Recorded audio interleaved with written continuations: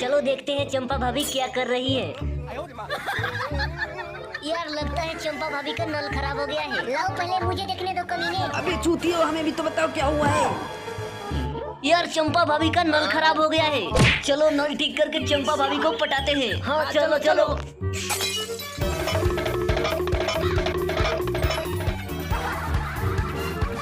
अबे चूतियो, तुम सब तो मुझे डरा ही दिए और ऊपर से मेरा नल भी खराब है। चंपा भाभी हम तो नल ही ठीक करने आए हैं। हम आपका सारा काम कर देंगे। चंपा भाभी अब बिल्कुल टेंशन ना ले। हाँ ठीक है जल्दी करो। हाँ हाँ जरूर।